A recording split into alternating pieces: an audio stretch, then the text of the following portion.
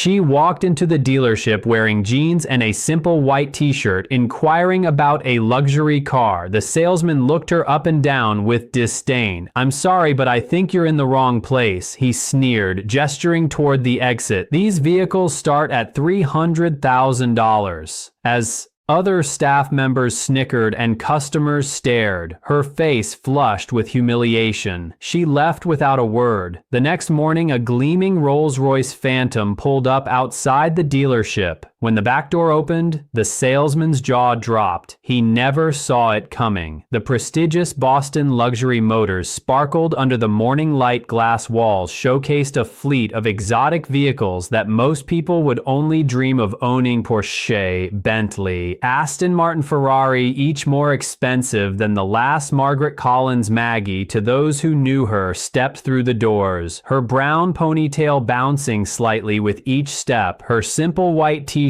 well-worn jeans, and minimal makeup reflected a woman who valued practicality. Over presentation at 35, she exuded a quiet confidence that came from knowing exactly who she was. What wasn't apparent from her modest appearance was that Maggie was the founder and driving force behind the Collins Foundation for Children with Disabilities, an organization that had transformed thousands of young lives. Years before meeting her now husband, she had built the foundation from nothing, pouring her heart and education in special needs development into creating real change.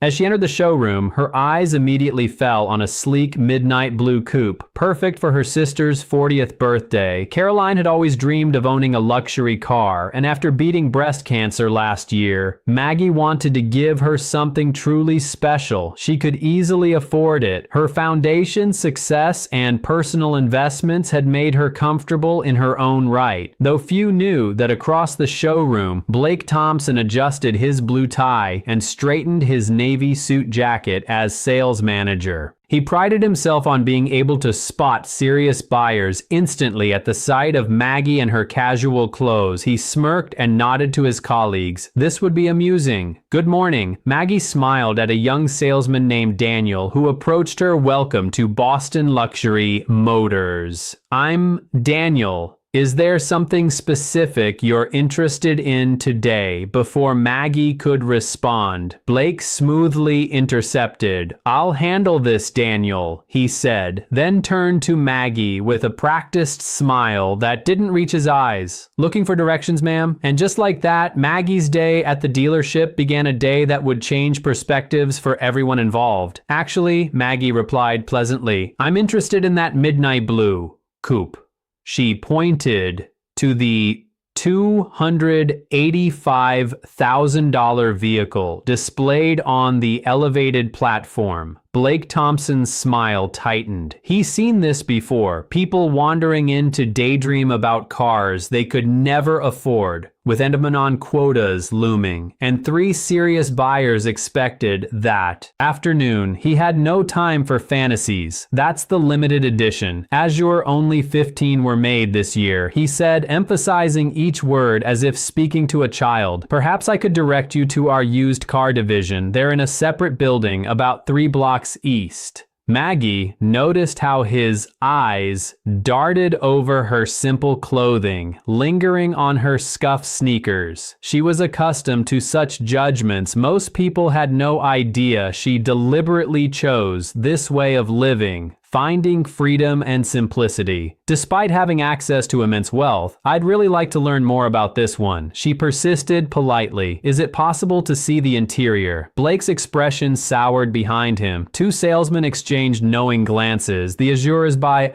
appointment only." He lied smoothly. "Our serious clients typically schedule private viewings." Just then, a couple dressed in designer clothing entered. Blake's demeanor transformed instantly. "Please excuse me," he said to Maggie without actually looking at her. "Why don't you take a brochure? Daniel can help you with that." He strode toward the couple, arms outstretched. "And welcome, Mr. and Mrs. Harrington. Wonderful to see you again, Daniel." The younger salesman approached Maggie with an apologetic smile. He couldn't be more than 25 and his suit seemed a size too large. "I'm sorry about that," he said quietly. "Would you like me to tell you about the Azure? I would thank you," Maggie replied as Daniel enthusiastically described the vehicle's features. Maggie noticed Blake leading the well-dressed couple directly to the Azure. He opened the door with flourish, inviting Mrs. Harrington to sit inside the same car he'd claimed was appointment only. "That's quite all right," Maggie assured the now uncomfortable Daniel.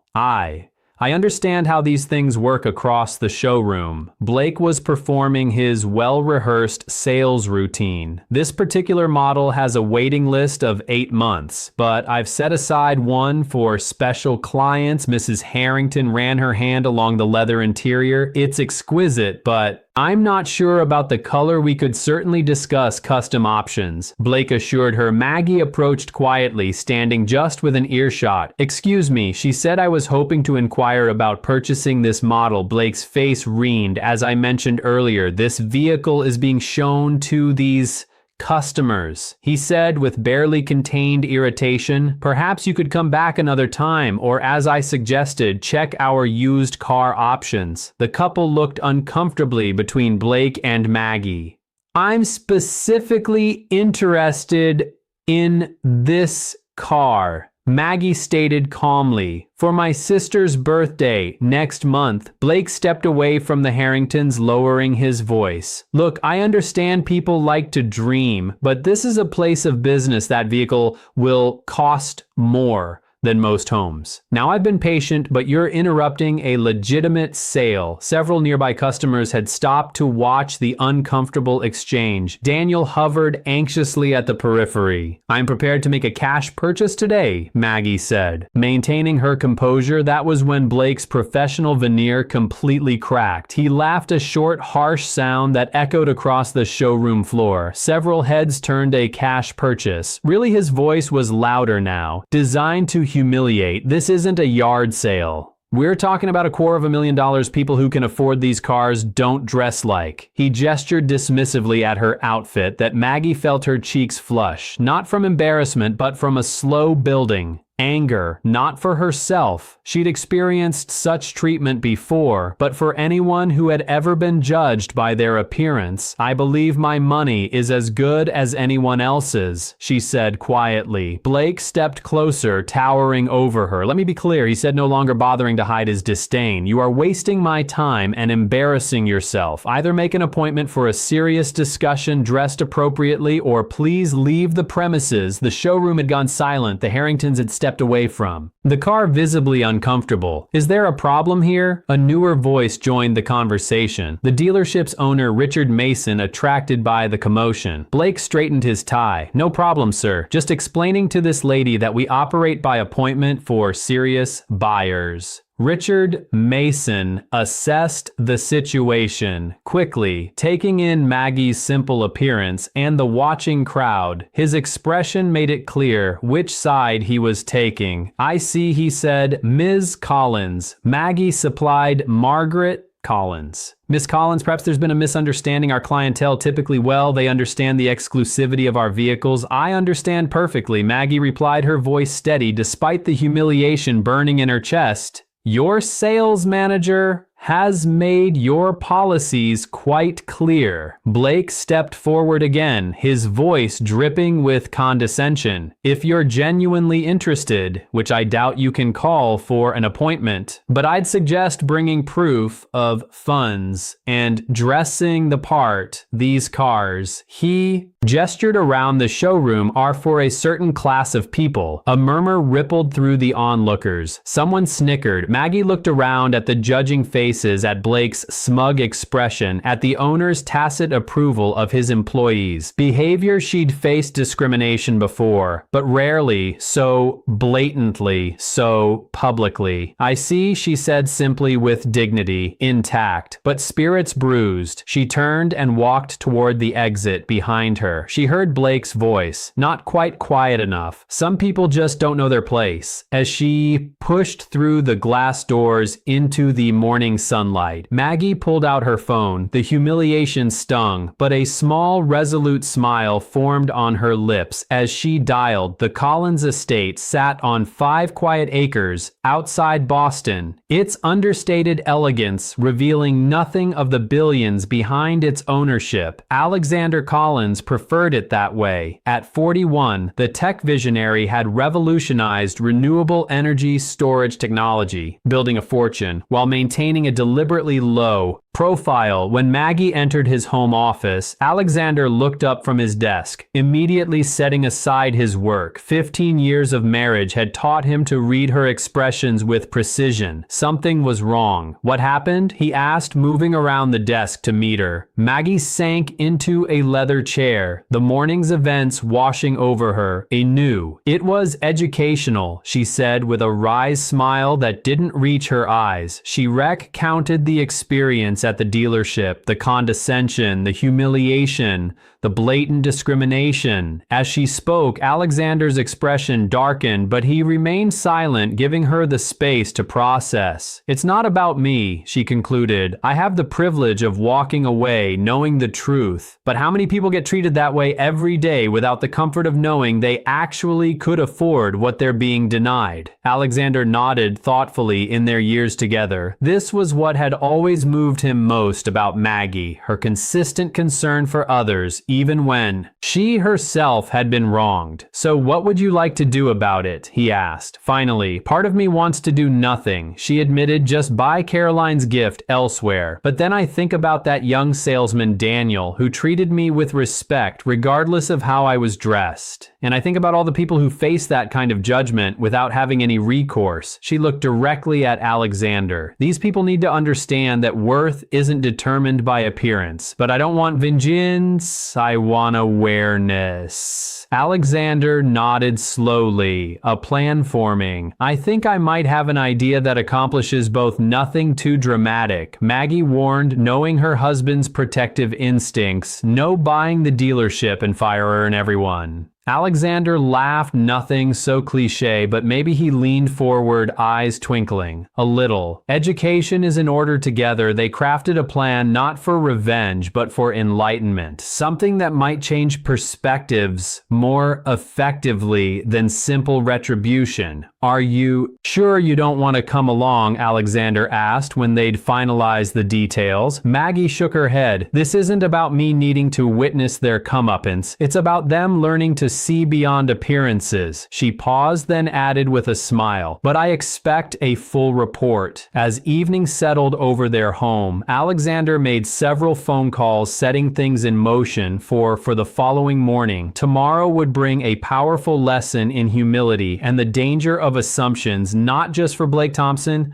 but for everyone at Boston Luxury Motors. If you're enjoying this story, hit that subscribe button and join our community of story lovers. Now let's get back to see what happens next. The following morning arrived with picture-perfect weather. Blake Thompson entered Boston Luxury Motors with a Conf ID stride, straightening his signature blue tie. Yesterday's incident with the underdressed woman had become an amusing anecdote he shared over drinks with colleagues, another delusional dreamer. Thinking she belonged in the world of luxury, the showroom gleamed under carefully positioned lights, exotic cars arranged strategically to maximize their allure. Blake had just finished the morning staff meeting, emphasizing the importance of qualifying customers properly. Remember, he'd instructed the sales team, our time is valuable. We cater to a specific clientele. It's not elitism, it's efficiency. Daniel, the young salesman, had remained quiet during the meeting, his discomfort evident. Blake made a mental note to have a word with him about proper customer assessment at precisely 10:17 a.m.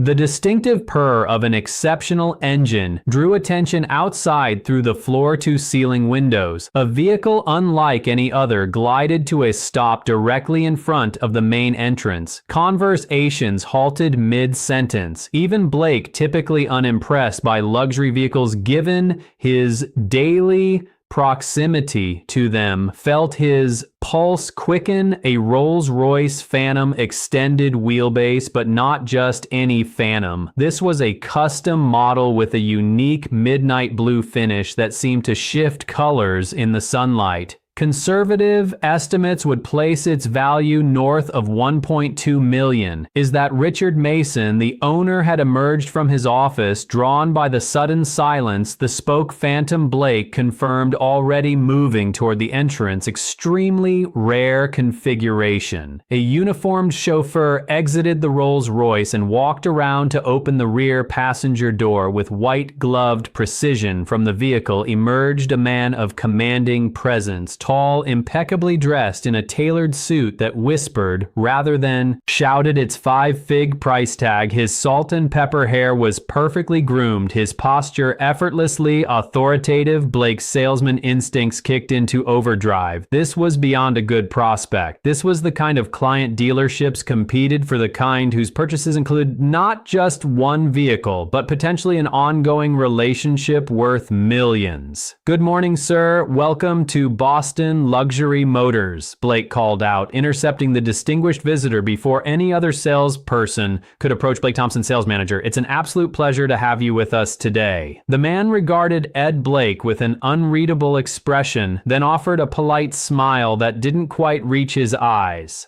"Alexander Collins," he replied, simply, offering a firm handshake. Blake's mind raced. The name sounded vaguely familiar, but he couldn't immediately place it. Regardless, the Rolls-Royce spoke volumes about the man's financial status. "Mr. Collins, it's truly an honor what brings you to our humble establishment today. Perhaps I could show you our newest arrivals. We just received a limited edition." Alexander raised a hand, slightly halting Blake's practice pitch. "Actually, I'm here about a specific vehicle, the Azure Coupe Midnight Blue." Blake's smile broadened. "Excellent choice, sir. One of only 15 produced this year. I'd be delighted to show you. It's actually right over. I know where it is." Alexander interrupted smoothly. "My wife was here yesterday expressing interest in it." Blake's customer service smile remained fixed, though confusion flickered in his eyes. "Your wife? I don't recall. Perhaps one of my colleagues assisted her." Alexander's expression cooled noticeably. "No, Mr. Thompson, you assisted her, or rather you refused to assist her." Margaret Collins.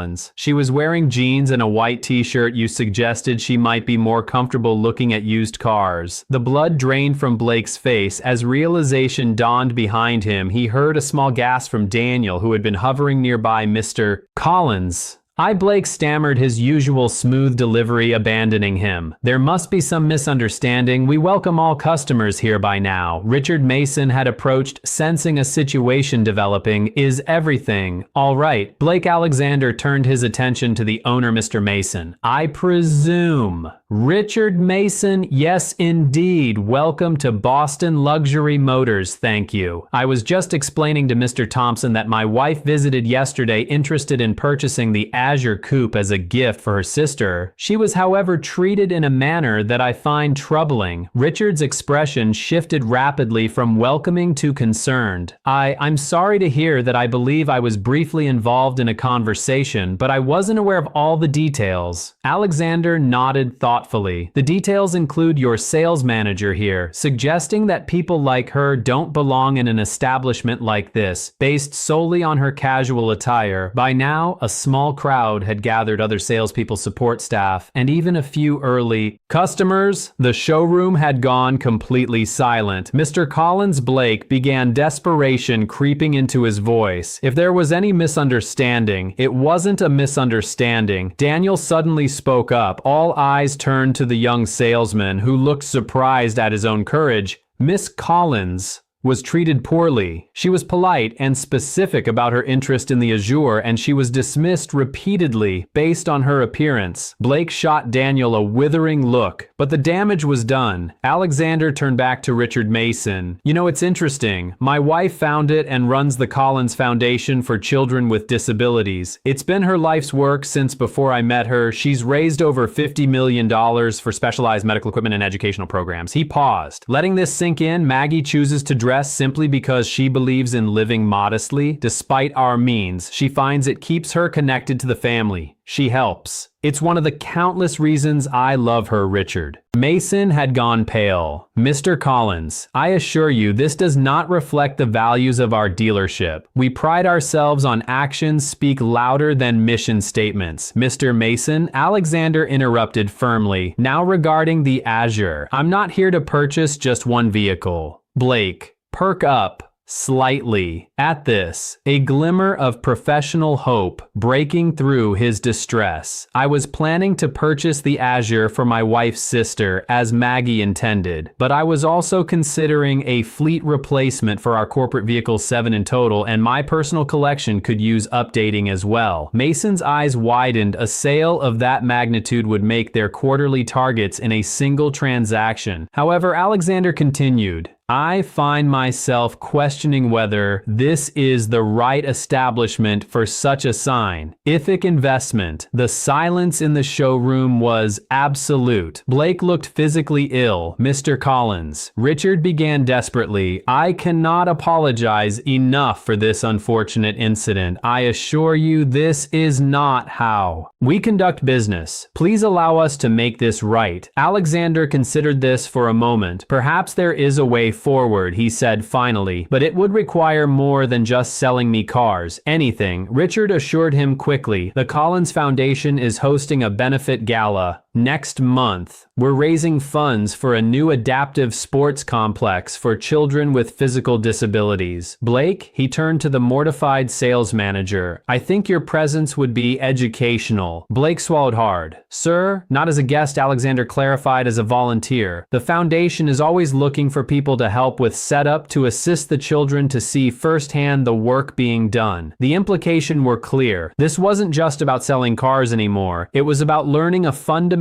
lesson in human value. Additionally, Alexander continued addressing Richard Mason. The dealership might consider implementing a training program on unconscious bias. I know several excellent consultants. Richard nodded. Emphatically, absolutely, we would welcome such an initiative. As for the vehicles, Alexander turned to Daniel, the young salesman who had spoken up. I'd like you to handle all the paperwork, starting with the Azure. For my sister-in-law, Daniel's eyes widened me. I thank you, sir. I'd be honored. Good, Alexander said with finality. Now shall we discuss the specifics of the corporate fleet as they moved toward Mason's office. Alexander paused in front of the Azure, running his hand along its sleek contour. My wife has excellent taste, doesn't she? Behind them, Blake Thompson stood motionless, his perfect world fundamentally all altered. The harsh truth had finally dawned on him. He had revealed his character, not by how he treated those he thought important, but by how he treated those he believed were not. 1 month later, the Collins Foundation Benefit Gala transformed the Grand Boston Hotel into a celebration of possibility children with various disabilities and their families, mingled with donors, medical professionals, and supporters near the entrance. Blake Thompson, dressed not in his usual attire, but in the event staff uniform, directed guests and assisted a young boy in a wheelchair. The past month had changed him profoundly. His volunteer work at the foundation had started as an obligation, the price of professional survival. But something unexpected had happened as he witnessed the challenges these children faced daily and the dignity with which they met them across the room. Maggie Collins, elegant in a simple blue dress, approached him, despite knowing who she was. Now Blake was struck again by her lack of pretension. How are you finding the experience, Blake? She asked. He considered the question seriously humbling. He finally answered, a necessary. Maggie nodded. Thomas seems to have taken a liking to you, she observed, referring to the boy in the wheelchair. He's teaching me about adaptive basketball. Blake admitted, apparently I have terrible form. This drew a genuine genuine laugh from Maggie. He's an honest coach. Blake's expression grew serious. Mrs. Collins, I know I've apologized formally, but I need to say it directly. I'm truly sorry for how I treated you. There's no excuse, you're right. There isn't. She agreed. But without malice, the question is what you've learned that worth isn't determined by appearance, position, or possessions, he said thoughtfully, and that everyone deserves respect until they prove otherwise, not the other way around. Good lessons. Maggie acknowledged expensive ones. To, I imagine,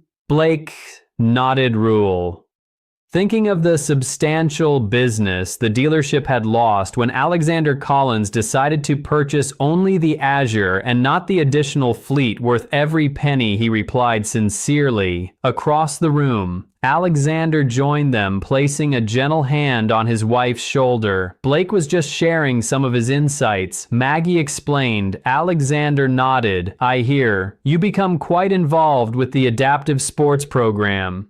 Yes, sir. In fact, I've signed up to continue volunteering after my required period. He hesitated, then added, and I've been working with Mr. Mason on revamping our customer approach at the dealership. No more qualifying by appearance. I'm glad to hear it, Alexander said, then surprised Blake by adding, which reminds me that corporate fleet I mentioned, we're still in the market. Perhaps you could handle that transaction? Daniel speaks highly of how you've been mentoring him. Blake's expression registered shock before settling into genuine gratitude. I would be honored, Mr. Collins, truly honored. Later that evening, as the event wound down, Blake watched Maggie and Alexander Collins working the room, not flaunting their wealth or influence, but connecting genuinely with each child and family. He reflected on how completely his perception had been transformed a month ago. He would have dismissed someone like Maggie Collins based on her casual appearance. Now he understood that true value ran deeper than designer labels,